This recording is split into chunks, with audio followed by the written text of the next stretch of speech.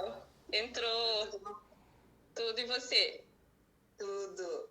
Dá para ouvir bem? Dá para ouvir bem. O pessoal tá ouvindo bem? Acho que sim, né? A Naira entrou, que eu vi. Várias pessoas já entraram. Mas eu tô ouvindo você bem. Pessoal, Então, dá um oi aí, vê se tá ouvindo bem, por favor. Ah, tá ouvindo bem. Renata disse que sim. Vamos aguardar mais uns 3 minutinhos, né? Aí a gente já começa. Saudades, Cláudia. Na sala, Rita? Eu tô vendo aqui algumas pessoas que eu conheço. Sim.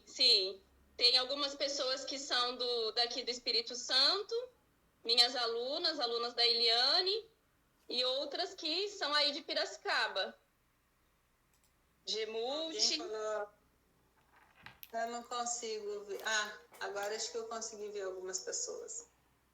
Eu vou anotar aqui as perguntinhas, aí a gente vai começando.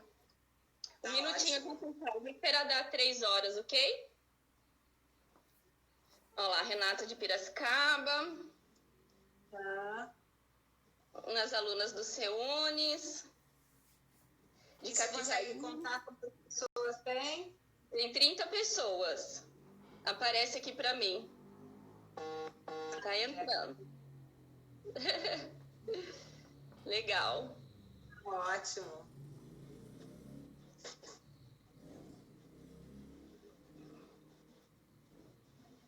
Legal. Tá entrando uns ex-alunos nossos de Capivari, de Piracicaba. Não tá disponibilizada no YouTube, Renata.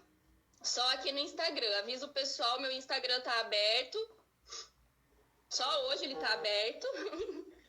E aí, quem quiser, entra pelo Instagram. Depois a gente vai salvar e disponibiliza para vocês, tá bom? Mas é só aqui no Instagram, não tá no YouTube, não.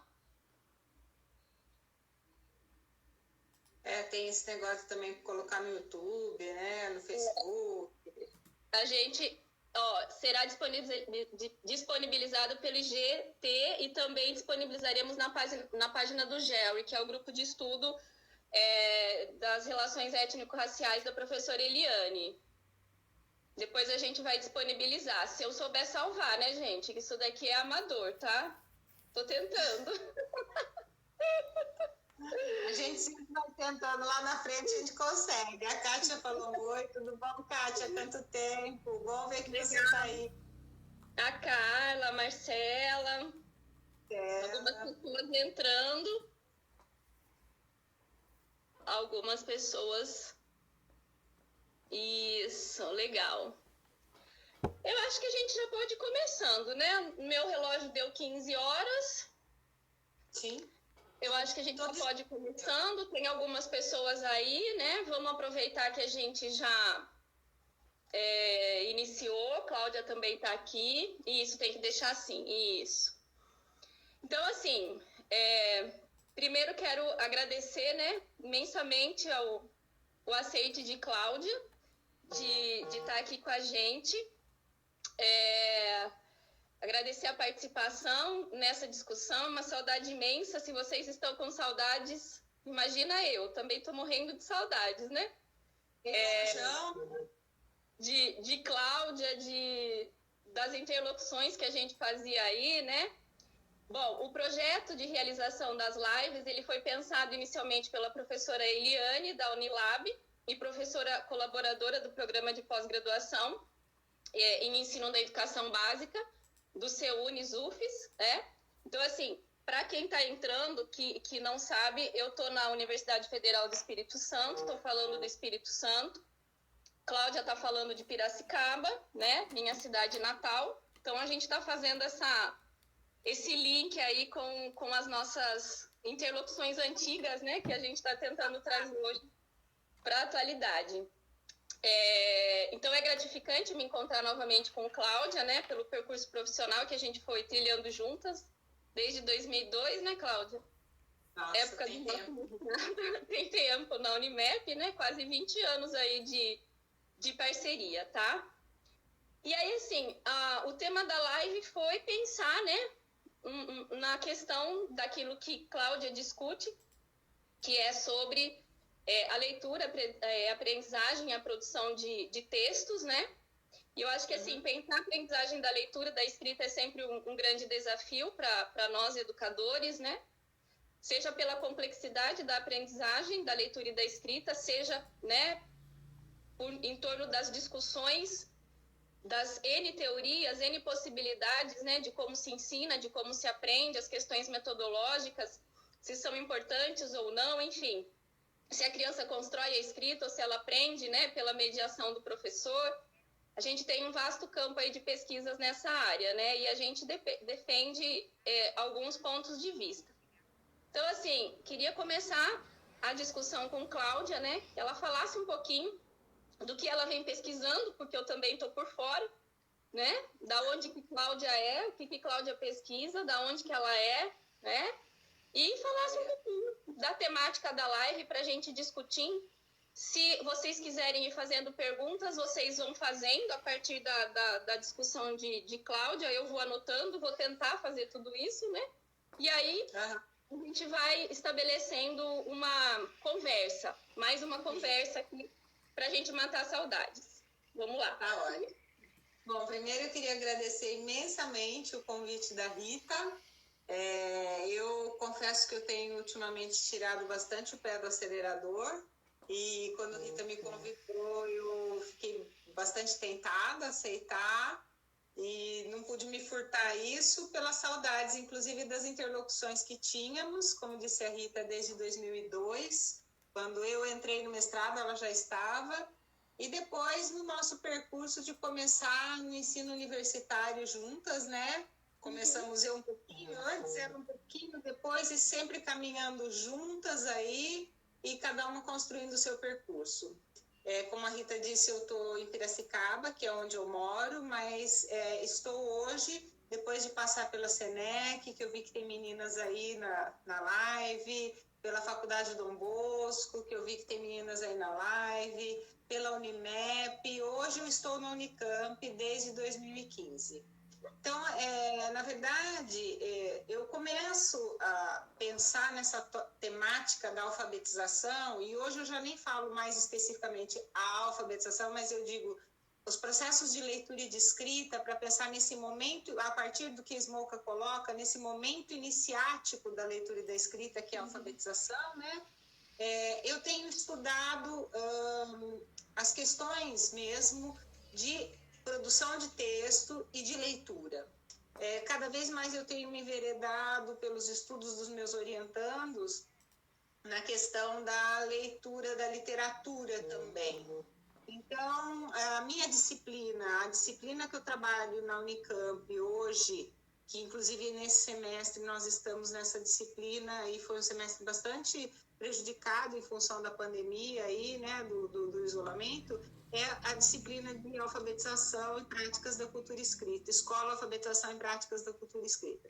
Então, eu tenho pesquisado sempre nessa interface, porque fui professora durante 20 anos de crianças pequenas. Durante 10 anos eu trabalhei como professora alfabetizadora. E, na sequência, eu fui para terceiras e quartas séries e depois já fui para o ensino universitário trabalhar na formação de professores, nos cursos de pedagogia, sempre com a disciplina de alfabetização. Então, a ideia é pensar um pouco sempre na perspectiva, e como a Rita disse, existem aí diversas perspectivas para se pensar a alfabetização, para se pensar a leitura, para se pensar a escrita, mas eu, tal como Rita, me filio à abordagem histórico-cultural do desenvolvimento humano e a perspectiva enunciativa e discursiva de Bakhtin. Então, eu sempre estou olhando para esses movimentos de ensino e aprendizagem da leitura e da escrita a partir desse movimento que é um movimento dialógico, né? Pensar que é sempre pela mediação do outro, é pela linguagem, é na relação cultural, mais do que a relação social, a relação cultural, que é uma relação social, é nessa relação que o sujeito vai se apropriando desse conhecimento da leitura e da escrita. E, no caso, vai se alfabetizando, vai apreendendo esse objeto cultural que é a escrita, né? Então, é um pouco por aí que eu tenho trabalhado. Teria me aposentado agora em maio se o Dória não tivesse feito as mudanças do Estado, né? Então, eu vou ficar mais um tempinho. Mas é isso que eu tenho pesquisado. O meu projeto, que está finalizando agora em julho, que foi um projeto financiado pelo CNPq de 17 a 20, eu trabalhei mais especificamente porque eu sempre fico pensando, esse trabalho da leitura e da escrita, que não é um trabalho que está solto no ar, ele está localizado em algum lugar, né? Então, é sempre nessa interface com a formação de professores. E esse meu projeto vem estudando especificamente a interface, formação do professor e formação do aluno leitor nas escolas públicas, mais especificamente nas salas de leitura escolares. Então, como é que o professor da sala de leitura, eu fiz assim, desde 2013, eu já vinha fazendo, depois, em 2017, o projeto foi financiado, a formação dos professores das salas de leitura. Então, a gente discutia muito como é que eles poderiam formar seus alunos leitores, mas neste processo eles também iam se autoformando, né? Então, e junto aqui, nesse caso mais específico, com professores da Diretoria de Ensino de Piracicaba. Por quê? Porque eu sempre pesquiso e sempre pesquisei, e é um interesse meu a pesquisa na escola pública, a escola pública, laica, de boa qualidade para toda a população. Então, é um pouco isso, Rita, que eu tenho, é por aí que eu tenho caminhado. Pretendo terminar meus dias caminhando por aí. Tá, legal.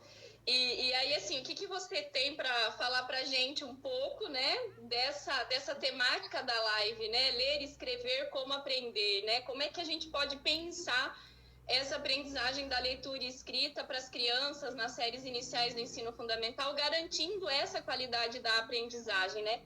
Que eu acho que a alfabetização, ela é ainda um grande desafio para a gente, né? A gente não conseguiu ainda superar os índices de analfabetismo e a gente está aí com várias questões para se discutir, vai método, volta método, né? Avança, retrocede. Então, eu acho que assim, o que você tem a falar para a gente um pouquinho na perspectiva dialógica que a gente estuda, né? De interação, da linguagem enquanto processos interativos, né? Como é que a gente pode entender essa aprendizagem da escrita? Então, eu acho que sempre a gente tem que pensar. Essa é uma discussão que, inclusive, eu andei acompanhando esses dias. A própria Ana Luísa Smolka fez uma live pela BALF, pela Associação Brasileira de Alfabetização, o Geraldi também, a própria Mortati. Acho que é um pouco essa ideia de pensar para além dos métodos, porque os métodos estão aí, mas a ideia é um pouco menos o como, mas mais o para que se aprende a ler e escrever. Para que faz sentido para essas crianças? Então, uma experiência que eu tenho vivido e que tem sido muito legal quando eu retomo o trabalho com as crianças, e hoje em dia eu não estou indo na sala com as crianças, mas eu tenho diversos orientandos que estão trabalhando com as crianças, o trabalho pela leitura literária. A leitura da literatura faz muito sentido para as crianças. Então, se a professora vai trabalhar, porque é menos a ideia de assim, vou estabelecer a relação grafema-fonema, é fonológico, ou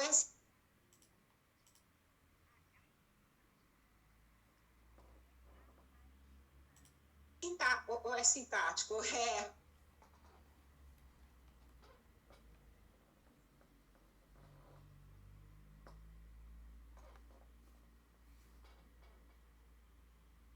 analítico,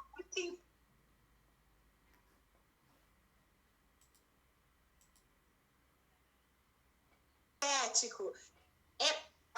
como diz a Norma, a professora Norma Ferreira, tudo isso e mais estar preocupada com os processos de desenvolvimento do sujeito. Como é que o sujeito vai se desenvolvendo e aprendendo nessa relação mediada pelo outro e pela linguagem? Então, o que é que eu vou propiciando para ir fazendo sentido para eles daquilo que eles estão fazendo?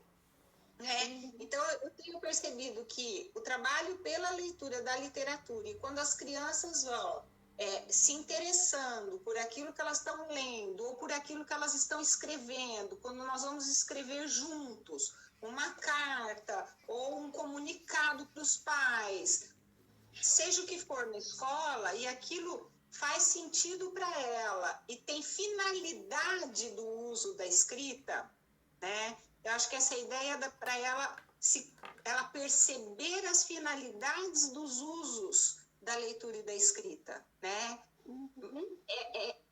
É colocar isso na frente mas eu vou fazer pelo método tal ou pelo método tal. É menos isso, né? E mais os usos e funções que a escrita vai ter na vida dela. Eu gosto muito daquele texto da Castanheira. Eu ando esquecendo muito, meus alunos já sabem disso. A escrita na vida e a escrita na escola, como as crianças vão circulando no bairro. Você lembra desse texto? A escrita no cotidiano, a escrita escolar, da Castanheira, lembro sim.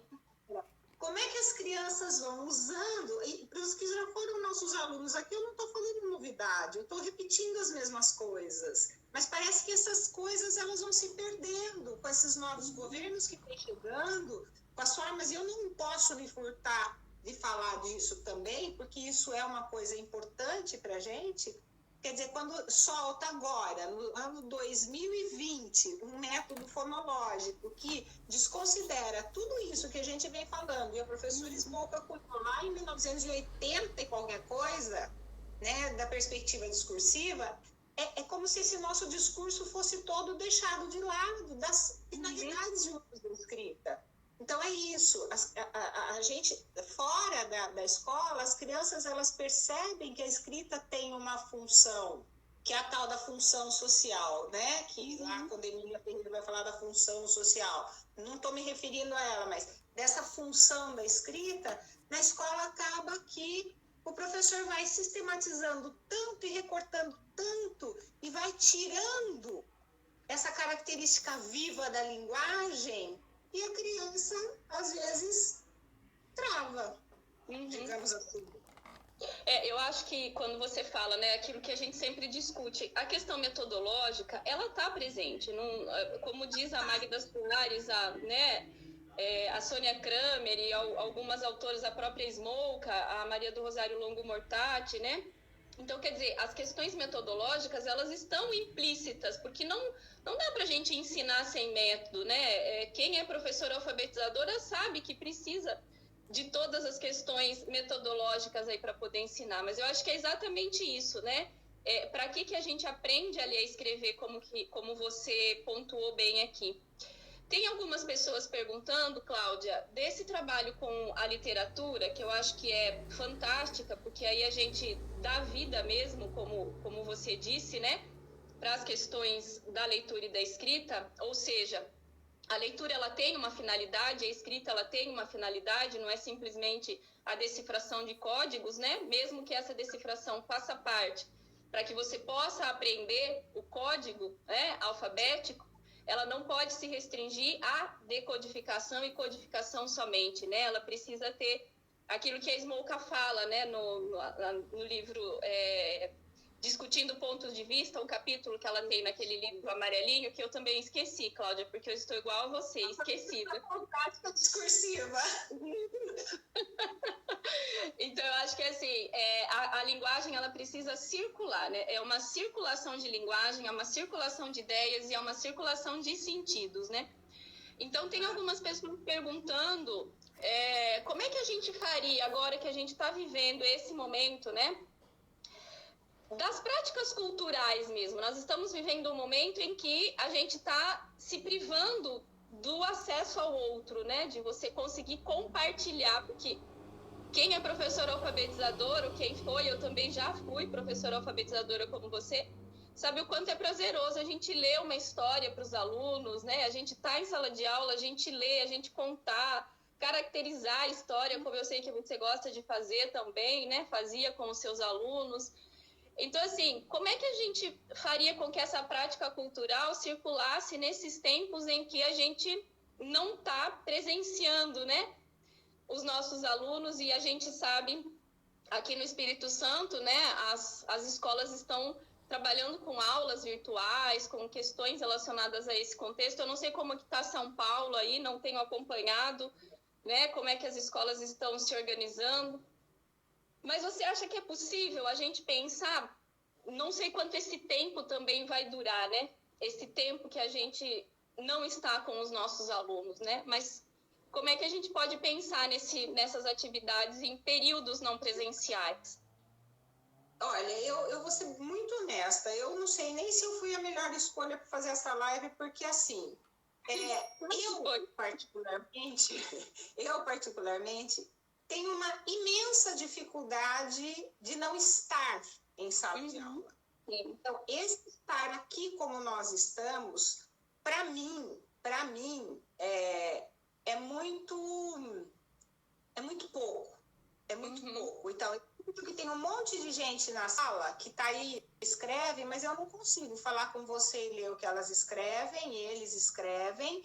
Eu não consigo ouvi-los, eu não consigo ver a expressão do rosto, facial, tudo que é da linguagem não verbal. Como eu digo para os meus estudantes, quando nós estamos todos juntos em sala de aula, eu vejo aqueles que estão assim.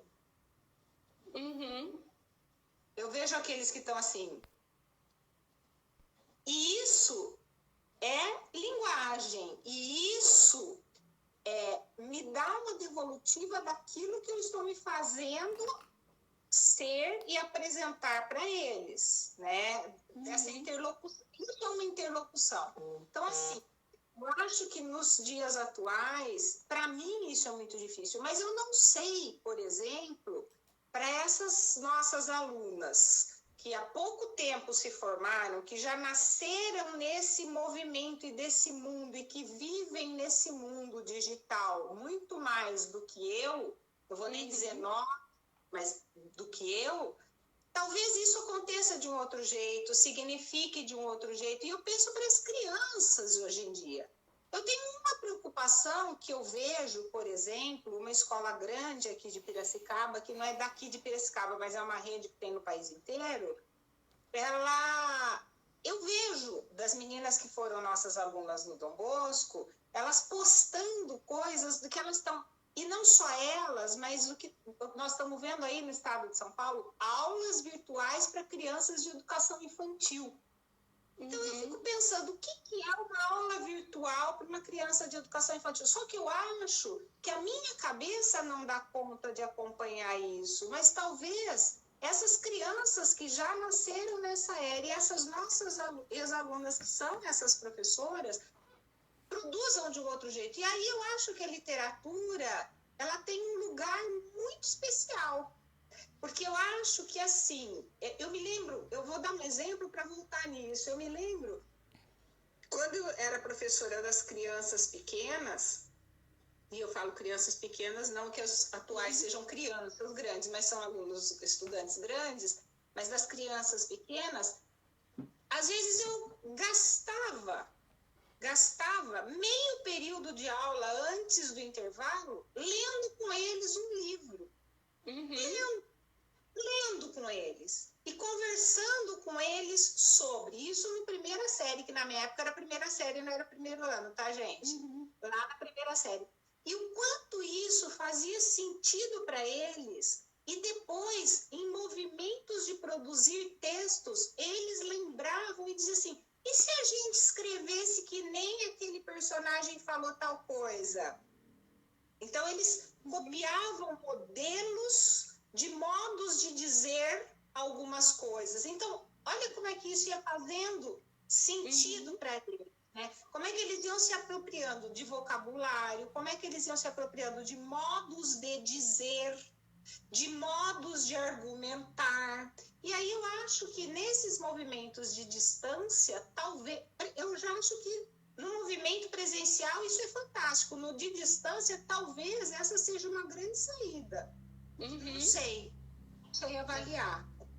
Né? Eu acho que você fala muito bem. Acho que a gente está num tempo de reaprender, né? Nós, pegando, né, a perspectiva histórico-cultural, se nós somos formados na história e na cultura, né, constituídos na história e na cultura, né, a gente começa a se formar também dentro dessa nova cultura, dessa nova perspectiva que se coloca para a gente.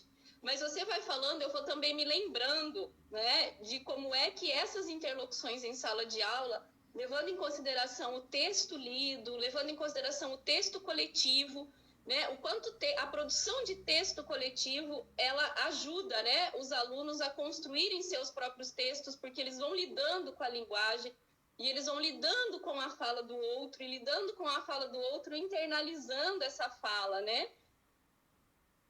Pode falar. Uma coisa que eu acho tão bonita, eu acho muito bonito, você até disse que algumas alunas suas leram a minha dissertação de mestrado. Sim, meu mestrado, eu queria retomar isso porque eu acho que essa foi uma grande sacada que eu tive depois do feito. Não foi quando eu estava fazendo, porque eu estava estudando, eu estava fazendo. Foi no momento, eu fui trabalhar, aquilo tudo que eu fui fazendo com as crianças, que eu fui lendo livros e pedindo para eles reescreverem livros, daí eles liam livros e a gente lia junto, e depois eu pedia que eles produzissem em parceria textos criativos, né, que eram os tais textos de autoria, que não eram as reescritas, né, as reproduções. Foi chegando no final desse processo do ano, eu resolvi produzir com eles, isso para quem não leu o trabalho, por isso eu estou contando, eu resolvi produzir com eles um texto científico, porque a gente ia falar sobre o ambiente, sobre o planeta Terra, coisa e tal. E nós fomos colocando muitas coisas que eles foram estudando na disciplina de ciências. E eles, muitos modos até poéticos de dizer algumas coisas, tinham relações com os livros literários que nós tínhamos lido. E foi muito interessante porque eu terminei o trabalho com eles num determinado ano, e no final do ano eu falei, agora eu tenho tudo isso aqui para fazer análise. E a gente ia para o outro ano, e eu passei de ano com eles. E nessas férias que eu fiz análise desse material, e eu fui me apercebendo desse processo, que eu fui percebendo o quanto eles foram se apropriando de modos de dizer, de vocabulário e tal. E quando a gente voltou, eu trouxe para eles, eu falei, tá aqui o livro de vocês, né? Nós fizemos aqui um livro sobre o nosso planeta Terra, coisa e tal, o meio ambiente. Aí uma aluna disse para mim, eu nunca esqueço o nome dela, Rebeca, ô tia, por que a gente não leva esse livro e não põe lá na biblioteca para os outros alunos poderem ler e saber isso que nós aprendemos? Ali, para mim, materializou, essa fala dela materializa a função comunicativa da linguagem. Por que a gente lê, por que a gente escreve? Para o outro ler, para o outro aprender com aquilo. E ela me mostrou isso e eu falei, é isso, né? Então, isso eu não sabia antes. Isso eu fui aprender com eles também, né? Nesse processo do meu estudo. Por isso que a gente fala dessa questão da circulação de sentidos, né? Porque a gente sempre diz, né? Eu sempre digo também nas aulas para as alunas, o texto ele não pode ficar no caderno do aluno, né? Porque se ele faz um texto para o professor corrigir, aí perdeu a especificidade da escrita, né? Ele tem que fazer um texto para que o professor possa ter esse contato, possa acompanhar a escrita dele, mas para que essa escrita também ganhe vida fora do caderno, né? Então, só assim que a gente vai conseguir fazer com que a escrita realmente seja essa escrita para que e para quem, né? Para que eu escrevo e para quem eu escrevo. É muito legal isso, nessa direção que você está dizendo. Eu tenho um texto do Geraldi, do Vanderlei Geraldi, para quem não conhece, que eu gosto muito, e ele vai dizendo que a escrita, a produção de texto, ela é processual, ela é longa, ela é demorada. A redação é isso aí. Ele escreve no caderno, ele escreve para o professor corrigir, não tem uso e função. O texto, como produção, ele tem uso e função. a função dele é a função comunicativa. E aí é muito interessante, porque eu gosto de pensar sempre nesse processo, como quando a criança começa a aprender a ler e escrever, ela escreve muito de um modo predicativo, muito para ela mesma, que tem muito a ver com uma função que ainda não é a comunicativa da linguagem, mas tem a ver muito com a linguagem interna ainda. E é aí que a gente pode ir atuando e ir lendo com eles e tentando entender com eles o que é que eles foram escrevendo e sugerindo modos de escrever para o outro, que não é para ele, né? E eu acho que nisso, para o pessoal que está perguntando um pouquinho sobre esses tempos que a gente vive, né, do ensino, né, à distância, que eu não sei se é um ensino EAD, eu não sei o que a gente pode dizer do que está acontecendo hoje, como é que a gente caracteriza, né, o que nós estamos tentando fazer na atualidade, mas eu acho que isso são dicas que não se perde também, né? Embora o conteúdo extraverbal, como você bem colocou, bakhtinianamente, né, ele é importante, porque prestar atenção como é que o aluno significa através do olhar, através do gesto, através da expressão, isso é fundamental também para a gente que trabalha com a linha da perspectiva histórico-cultural, enunciativo e discursivo. Mas eu acho que essa questão, né, se o professor ele consegue manter essa ideia de que o aluno produz uma escrita e que essa escrita tem uma funcionalidade, ele consegue garantir isso também em tempos, né, do ensino mais à distância, né, de não traduzir uma escrita simplesmente pela decodificação, né? Isso faz parte, como eu disse anteriormente, não tem como se aprender a ler, a escrever se você não sabe os sons das letras, né? Isso é o inicial, é aquilo que a Magda Soares diz da técnica, né? É a técnica do ler e do escrever. Mas, para além disso, né, nós precisamos pensar nessa funcionalidade da escrita. Então, eu acho que isso que você coloca, né, muito bem colocado, dá para a gente aproveitar em termos de concepção de escrita e de concepção de linguagem também nos tempos de trabalho mais remoto, né? Porque se é uma concepção de desenvolvimento do sujeito, uma concepção de constituição da subjetividade, uma concepção de linguagem, enfim, essa concepção conduz as minhas ações, quer seja aqui, quer seja presencial, né? O modo como eu interajo com o sujeito, o modo como eu ouço o outro. Eu ainda acho que aqui, nesse modelo, a gente perde algumas coisas, mas é o que eu disse, eu sou de uma geração anterior. Eu não sei essas novas gerações como é que lidam com isso, né? Eu sou de uma geração que, para mim, ainda perde muito desse extraverbal que está posto nesses movimentos comunicativos, né? Tá, certinho. Então, assim, fala um pouquinho mais, assim, da questão da sua dissertação de mestrado, né? Tem algumas alunas no mestrado que estão nessa live, elas leram a sua dissertação e ficaram bastante encantadas, né? Com o jeito com que você trabalhou no mestrado mesmo, com relação à produção, né? Então, eu acho que, assim, se você quiser contar um pouquinho, falar um pouquinho desse trabalho, né? Tá, na verdade, a ideia desse trabalho era entender, porque assim, eu nesse período foi um período da minha vida que eu passei numa escola privada. Essa dissertação ela foi produzida com os estudantes da escola privada, que tinham todas as condições possíveis, cada um tinha seu livro, todos compravam o livro. Então, neste caso específico, como eu estava pesquisando a minha própria prática, foi com essa turma que eu trabalhava.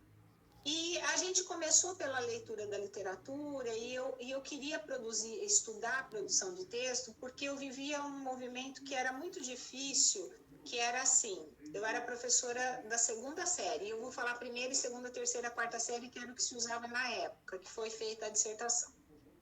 Eu era professora da segunda série e eu ouvia muito da professora da terceira que eles não sabiam produzir texto. Eles não sabiam produzir texto. E quando que a gente ia ensinar eles produzirem texto? Muito bem. E eu já estava instigada a voltar para o mestrado e eu fiz um projeto para estudar a produção de texto nas séries iniciais. E nesse ano eu passei para a terceira série. Eu entrei no mestrado e passei para a terceira junto com os meus alunos da segunda.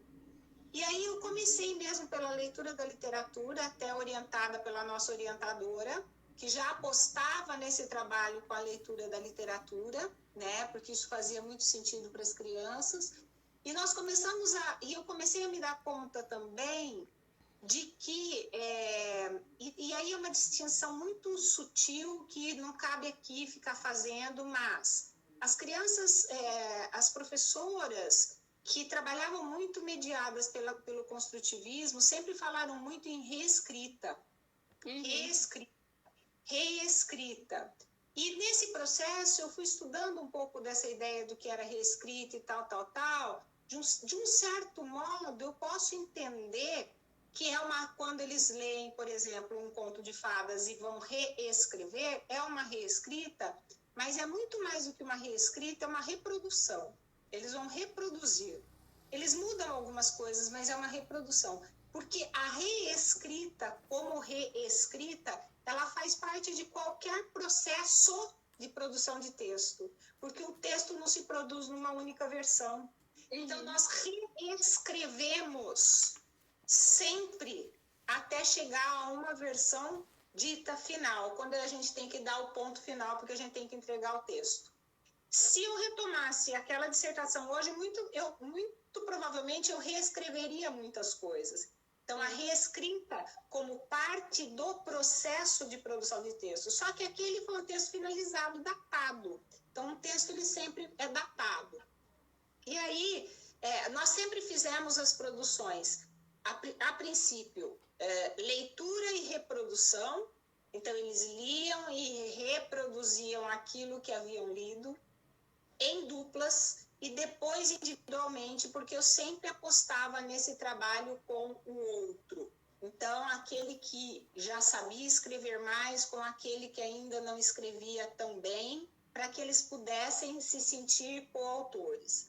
Depois, então, por que isso também? Porque o Geraldi ele vai dizer para a gente que num processo de produção de um texto, se eu vou partir da ideia de reproduzir um texto, eu tenho uma dificuldade, que é pensar o como. O que já está dado. Em um processo mais adiante, que seria o que eu chamo de produção de texto criativo, de produção de texto de autoria, que não é aquela reprodução a partir do que se leu, mas que ele pode, inclusive, trazer elementos de diversos dos textos que ele leu para produzir aquilo que é da sua autoria, aí ele vai também fazer reescritas. E neste movimento, ele vai ter duas dificuldades. O que e como. Então, a ideia era complexificar, partindo primeiro de uma dificuldade menor, que era só o como. O que já estava dado.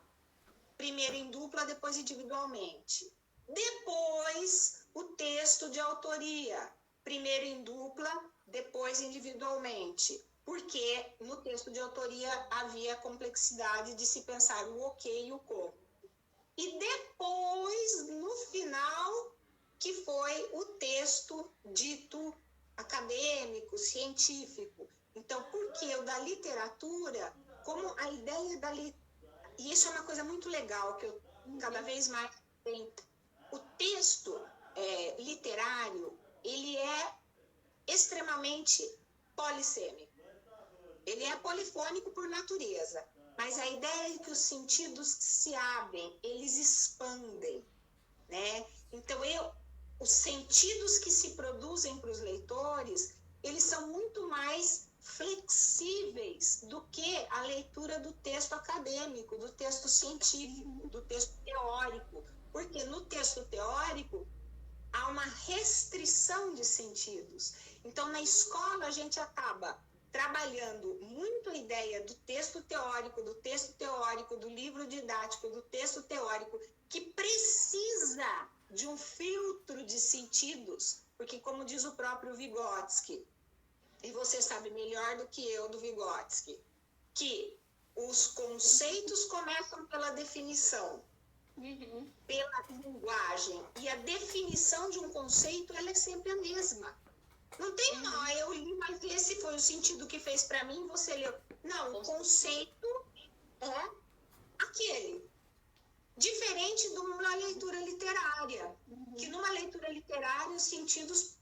Mas atenção, também não valem quaisquer sentidos, né? Então tem muito a ver com a condição, então, porque é muito comum a gente fazer leituras anacrônicas, a gente pegar, por exemplo, eu agora estou lendo, cismei de novo aí com o Gabriel Garcia Marques, o tempo é lá atrás, eu tenho que ler a mulher da época com os olhos da época, não adianta eu ler a mulher da época com os olhos de hoje, né? Então é isso, não valem quaisquer sentidos, mas a pluralidade de sentidos ela já está posta, ela é condição da leitura do texto literário, coisa que o afunilamento, a filtragem dos sentidos, ela é condição da leitura do texto teórico. E eu não estou falando aqui da minha cabeça, eu estou falando a partir da Helena Brandão, que se baseia no Manguenot, e assim vamos, que tem geral, de tudo que a gente foi lendo e estudando. Acho que é um pouco isso. Não sei se era isso que você perguntou, enfim. Eu acho que o pessoal pode interagir um pouquinho mais, se quiserem, né? Estão conseguindo ouvir, entender, perguntas, vão acenando aí para eu ter uma ideia, porque essa questão que a Cláudia disse do extraverbal, ele é tão importante, e vão acenando, vão dizendo se é isso, se vocês estão gostando, né? Porque eu estou vendo só a Cláudia, eu não vejo vocês, vão escrevendo aí, por favor. Eu acho que... eu estou tentando ver o que vem escrito, mas às vezes eu estou falando, se eu leio, eu me perco. Então a Rita vai vendo também e vai falando. Na verdade, eu não estou vendo muito mais coisa escrita. Vocês estão escrevendo? Eliane, escreve alguma coisa aí para eu ver. Parou numa pergunta aqui e a pergunta ficou. Vocês estão conseguindo? Como é que tá? Cada vez que eu mexo aqui, eu tenho medo de cair, então eu evito mexer. Será que eles estão ouvindo a gente, gente? Ninguém está acenando? Eu estou vendo algumas coisas aqui, ó. O método é algo para o professor, mas para além do método escolhido pelo professor, o aluno precisa ser considerado na sua integralidade, vivência, experiências. Acho que a Sandra Scarpati, essa ideia das vivências... Fala, Rita. Não parou aqui os comentários, acho que ele travou aqui na parte de comentários, então vai lendo aí, porque eu não estou conseguindo ver. Tá, eu vou tentando aqui. Acho que essa ideia de, a partir das vivências, ficou muito forte, a Rita daí interage aqui comigo, ficou muito forte na perspectiva construtivista, né? E eu acho que vale a pena a gente pensar nisso a partir das vivências, porque ficou muito marcado naquele período trabalhar com a vivência do aluno, trabalhar com a vivência do estudante. Trabalhar com a vivência do estudante não significa ficar na experiência do estudante. Nem estou dizendo que foi isso que ela disse aqui, eu estou só entrando nesse jogo de conversa. Por quê? Porque eu gosto muito de pensar que os estudantes, se eles têm uma vivência, que é isso, né? A gente enxerga o mundo, aí é bem Paulo Freire, a partir do lugar que a gente pisa, né? Então, a partir do lugar que a gente pisa, acho que é ele mesmo que fala isso, né, Rita? Não sei, acho que é o Paulo Freire que fala, a gente enxerga o mundo a partir do lugar que a gente pisa. Então, assim, eu enxergo a partir do lugar que eu piso, mas se eu ficar sempre ali e o outro não me mostrar outra possibilidade, eu vou ficar por ali, né? Então, eu gosto muito de pensar a partir de um pedagogo francês chamado Georges Niders, que é a ideia da escola como lugar do obrigatório, né? Então, tem coisas que são obrigatórias, sim. Então, eu vou partir do que ele sabe, mas eu vou fazer outras coisas que, mesmo que ele não queira, ele vai fazer até para ter oportunidade de depois negar e dizer, não, isso eu não quero, porque eu conheço, porque eu nego por conhecer e não por desconhecimento. Eu acho que é um pouco isso. Excelente, isso é uma questão que eu trabalho muito com os alunos, porque você precisa sempre ampliar o processo de pensamento do aluno, né? Então, é aquilo que o Saviani também diz para a gente, né? O ponto de partida é a prática social, é aquele cotidiano do aluno, mas o ponto de chegada como prática social precisa ser bem aprimorado, né? Então, eu trabalho também bastante com o SNI-10, os alunos sabem disso, né? Também trabalhei no meu mestrado com o SNI-10, porque eu acho que, assim, esse lugar do obrigatório, por exemplo, você conhece um tipo de literatura que o aluno não conhece. Então, nesse sentido, você leva para ele essa literatura. E aí, a partir do momento que ele lê, ele tem a possibilidade de dizer eu gostei, eu não gostei. Ele tem a possibilidade de dizer, né, a produção, essa produção de sentidos que a gente dá para a literatura, né? Então, ele vai dizer, essa literatura faz parte daquilo que eu acredito, essa literatura não faz, mas o aluno tem que ter tido acesso a esse tipo de literatura. E você estava falando um pouquinho dessa o que e como, né, quando você estava trabalhando com a leitura, e eu me lembrei do livro do Vygotsky, Imaginação e Criação na Infância, e que ele vai dizer, né, quanto mais eu alimentar a atividade criadora do meu aluno, mais ele vai criar, né? Sim. Então, também não adianta a gente querer que o aluno produza texto se a gente não lê. Se a gente não alimentá-lo. Isso, não adianta a gente querer que os nossos alunos produzam textos bons, né? Se a gente não escreve, se a gente não discute com eles as possibilidades de escrita. Então, o professor, inicialmente, ele tem que ser um leitor, né? Porque se ele não lê, ele não consegue também trabalhar com essa questão da produção textual. Se ele não conhece a literatura, se ele não conhece a boa literatura, enfim. Eu vi que aqui, Kathleen Santos, ela escreveu, ela se lembra do livro. O meu não está aparecendo as perguntas. A Aula como Acontecimento do Geraldi. É um livro incrível. E eu sugiro para quem não conhece, o Portos de Passagem. O Portos de Passagem eu acho que também é imperdível, vale a pena. Deixa eu ver aqui quem mais está falando alguma coisa. Deixa eu ver aqui. É importante trabalhar a função social da escrita. Acho que é isso, a gente já falou.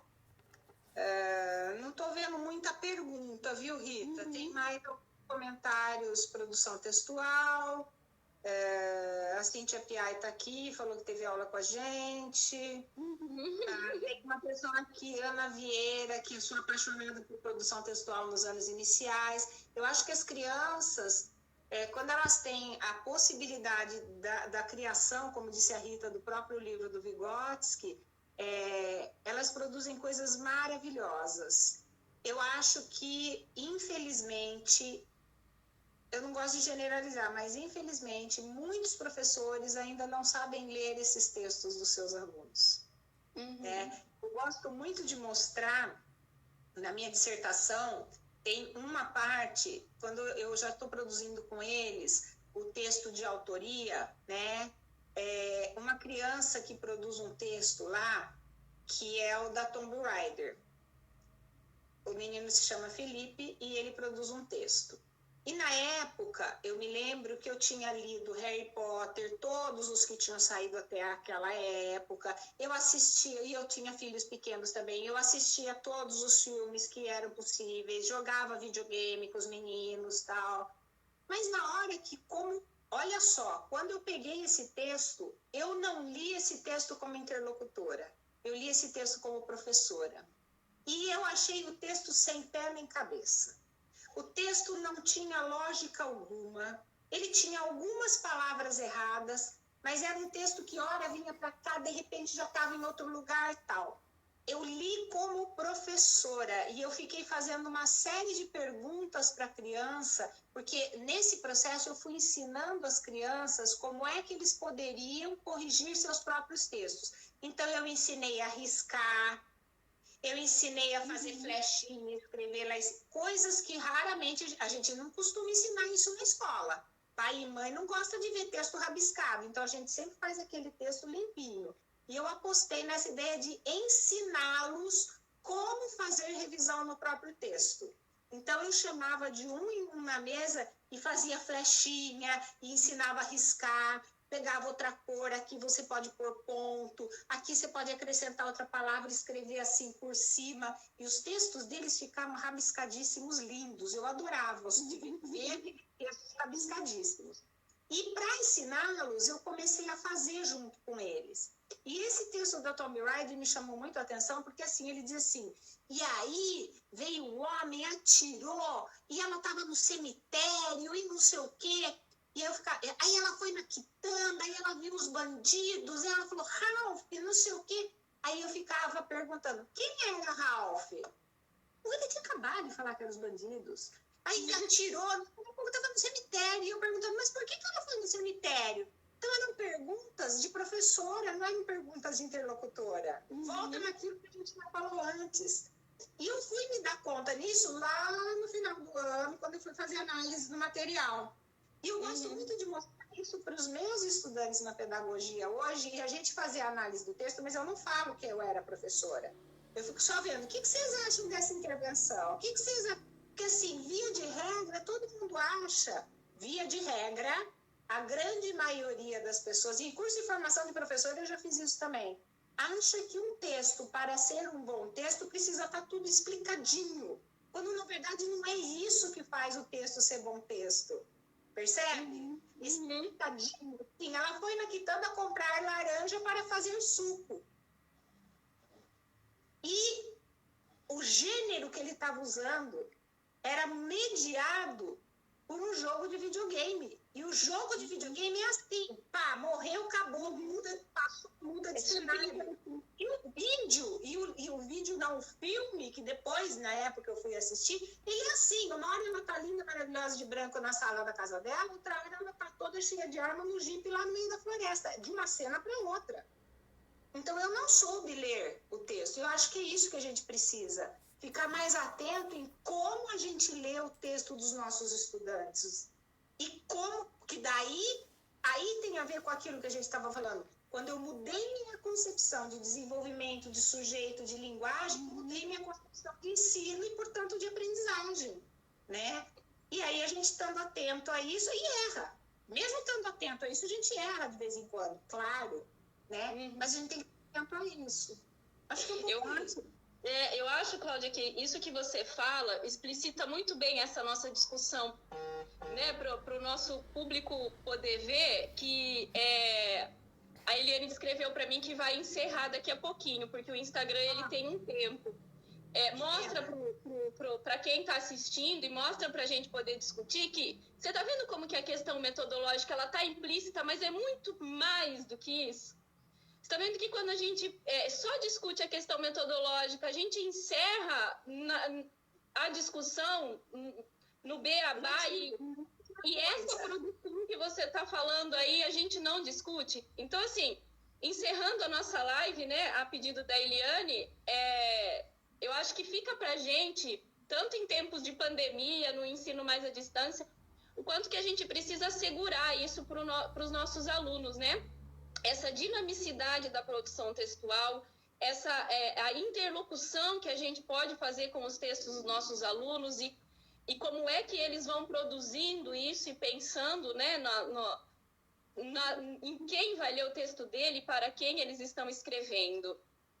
Rita, só antes de terminar, tem uma pessoa aqui, Clara Zandomênico, ela põe quais os benefícios e limitações do método discursivo dialético bakhtiniano, o que deve ser priorizado pelo professor no processo de alfabetização.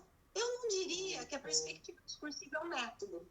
Então, é uma perspectiva, um modo de olhar, é um modo de ver. Ela não é um método, né? Então, eu acho que, assim, ela tem possibilidade dessa interlocução, que eu acho que é tudo que a gente está falando até agora, né? Como é que vai se dando esse movimento. Então, acho que depois você retoma isso com elas. Sim, eu acho que a gente pode, assim, os métodos, eles são aqueles, né, sintético, analítico e misto, e as derivações que vêm daquilo que a gente chama da questão metodológica. Isso a questão discursiva é mais uma concepção de linguagem, né, daquilo que a gente, assim como o construtivismo também não é método, né, é uma teoria do desenvolvimento da escrita, né, da escrita não, uma teoria do desenvolvimento humano e que a Emília Ferreiro desenvolveu em torno da questão da escrita, né, então a gente vai aí trabalhando essas concepções de linguagem e as questões metodológicas. Mas Eliane está me fazendo pressa aqui, eu vou finalizando.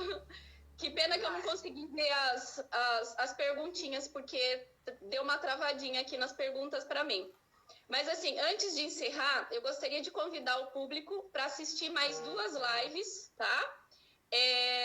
Hoje à noite, a professora Eliane vai estar numa live no YouTube, chamado Educação Literária, Habilidades Ausentes na BNCC. Vai estar disponível no YouTube, tá? A professora Eliane com o professor Denilson Santos, hoje à noite, 16 de junho, live GEPLIS. E quarta-feira que vem, nessa sessão de lives que a gente está fazendo, nós vamos continuar, toda semana vocês vão ver uma live com pessoas diferentes em Instagrams diferentes, tá, gente? Então, na semana que vem vai ter uma live com a professora Zaira, que também é colega nossa de trabalho, com o tema multiletramentos e multimodalidade no ensino de línguas, o caso da escola pública. Vai ser a professora Zaira com a professora Maria Zenaldi Valdivino da Silva, tá? Então, professora Zaira e professora Maria Zenaide aí fazendo a live da semana que vem, no dia 24/6, né? E aí, finalizando, Clau, dizendo assim, do enorme prazer, né? Se a gente não fosse finalizar agora, a gente acho que discutiria muito mais, porque acho que a pergunta da Clara, ela é essencial, né? Para a gente poder fazer a distinção entre concepção de língua e de linguagem e a questão metodológica. Talvez isso fique para uma outra live, né? Num outro momento. Falando até que eu estou moderninha fazendo live. Então, você está vendo? É um enorme prazer, assim, ter tido essa discussão com você nesse espaço, né?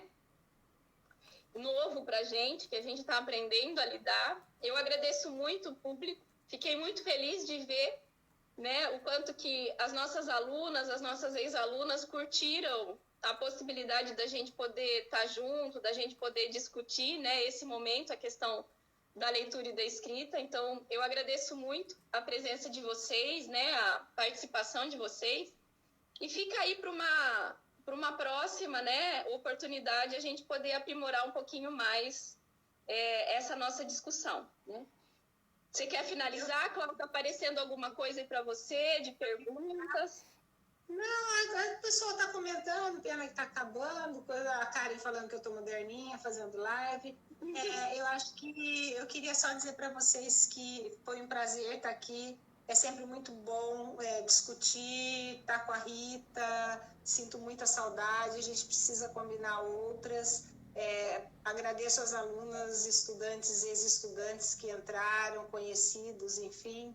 Eu acho que nesses tempos que estamos vivendo, fazer essas lives ajudam a gente. Eu fiz escova hoje, né? Fazia tempo, acho que fazia 3 meses que eu não fazia escova, passar um batom. Mas é tempo gostoso conversar sobre esses assuntos que nos instigam tanto e estar com gente bacana. É pena só que a gente não tem mais tempo e que não tem outras interlocuções. Mas estou aí disponível, Rita, se você quiser passar meu e-mail depois, a gente pode conversar, trocar ideia. Estamos aí. Tá a vontade de trazer você aqui para conversar com a gente é bastante grande, Cláudia. Faz um tempão já que eu queria que você viesse, né? E tenho 27 segundos, o Instagram está me dizendo. Então, eu vou terminar aqui. Quem sabe futuramente você não venha, né, presencialmente, e a gente possa desfrutar dessa possibilidade. Pessoal, um beijo, tchau. Muito obrigada, o Instagram vai encerrar aqui. Agradeço muito a participação de vocês. Clau, muitíssimo obrigada. Até. Tchau.